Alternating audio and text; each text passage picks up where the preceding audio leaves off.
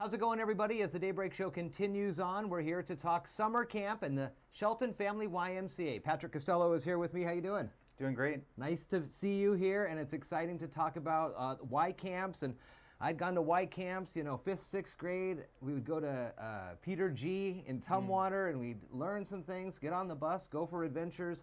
I know times have changed, and now is the time for folks to sign up for summer camps. What are the offerings? Yeah, so we're doing a lot of the same things I think that we've always done, and mostly school-based sites, but a lot of fun arts and crafts activities, camp games, songs, all that kind of thing. I think one thing that's unique to the Shelton Family YMCA camp that we're offering, it's right at Oakland Bay Junior High, and so just the access to the branch and the wooded area around there is really ideal for a day camp space. So yeah, we'll be kind of taking advantage of just what's around us, maybe For a little sure. bit more. And I know that was one of the big draws at that location for the Y as it was being looked at, its proximity to the different schools and to the Huff and Puff and the trail system there. And getting out and enjoying and experiencing nature is all about summer camp. Mm-hmm. And the Y is all about summer camp as well. That's exciting. What about COVID? Of course, we got to talk about that. Yeah, so there's a couple of things within that. First of all, it has impacted our program a little bit. We're not able, unfortunately, to take field trips this year. But the great thing about the Shelton site is that we have walking field trips. Mm-hmm. But we just really didn't want to get on a bus and transport kids.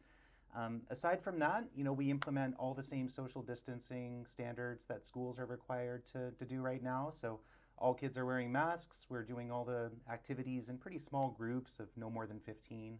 And yeah, just other than that, helping kids have a good time and make some friends. So let's talk about kind of the groupings here. Is it an all-day camp? Are there morning camps, afternoon camps? And how does that work with the limitations? Yeah, so you sign up by the week.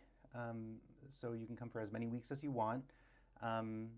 And in terms of groupings, it really depends on the camp's enrollment. So some of our bigger sites where maybe we have 50 or 60 kids, we'd separate into 4 groups and they would rotate through different activities together.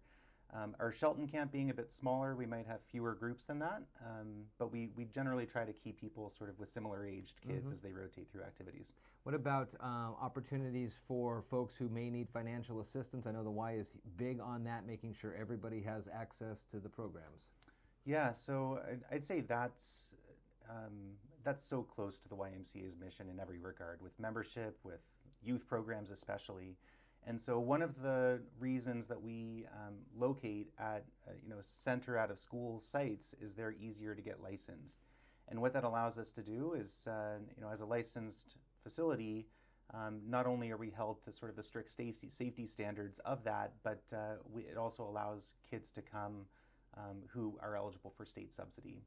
And that's something I think a lot of people aren't aware that this even really exists. Mm-hmm. And so it's continues to be a message that I try to get out in the community that, generally if someone qualifies for free and reduced lunch at school, there's a pretty good chance that they'll qualify for deeply subsidized childcare for as little as $15 a month. But then on top of that, for families that don't qualify for state subsidy, we still have our own financial assistance programs, and our goal always is really to never turn away due to inability to pay. So if any of the people listening are interested but struggling to think about how to make it work, just give us a call and we can talk through options. That's part of the annual campaigns that we talk about and have folks have had them on to talk about those and the great offerings annually that people are able to give back and help the community and those who may not be able to get that assistance. So you can sign up now. SouthSoundYMCA.org will get you to the Shelton Family YMCA. There are links there. Summer camps too go through Briggs and Plum as well, or is it called how does that work for folks in the Thurston County? Yeah, in Thurston County, we're currently located at 5 schools. We're not operating at Briggs and Plum anymore. We're trying, just to reserve those spaces for our members to be able to use, but still take advantage of the pools when we have the opportunity. Yeah, I remember, going back to summer camp, and we would meet at the elementary school in Tumwater there, but then we'd always hop on the bus and go downtown and swim in that great pool that was there at the old downtown YMCA.